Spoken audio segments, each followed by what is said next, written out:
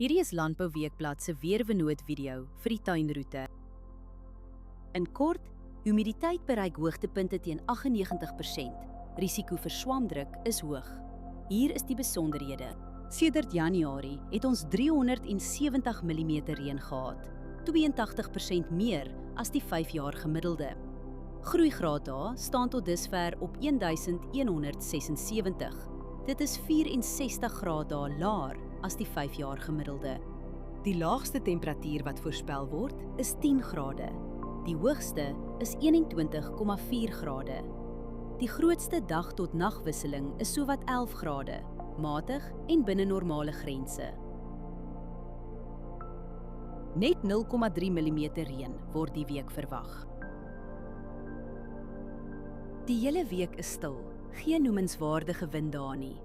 Wind bly deurgaans onder 15 km/h.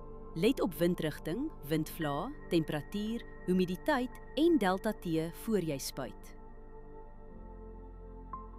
Verdamping is die hele week onder 2 mm. Oorbesproeiing in die soort toestande hou risiko in vir wortelsiektes. Humiditeit is meestal hoog en blaarnatheid gaan Woensdag hoog wees.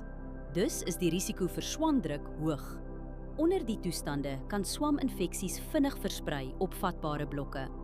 As jy een ding doen, oorweeg dit om die stil, droë weer te gebruik vir 'n voorkomende swamdoder toediening. Hierdie weerinligting is gebaseer op werklike data vanaf meetstasies. Die data word deur TerraClim skoongemaak en geverifieer. KI-interpretasies word deur grondwaarheidsdata onderlê, aangedryf deur Villa Crop Protection. Hierdie verslag is met die hulp van kunsmatige intelligensie gegenereer en is nie professionele advies nie. Gaan na weather.villacrop.co.za en kies die weerverslag vir jou streek.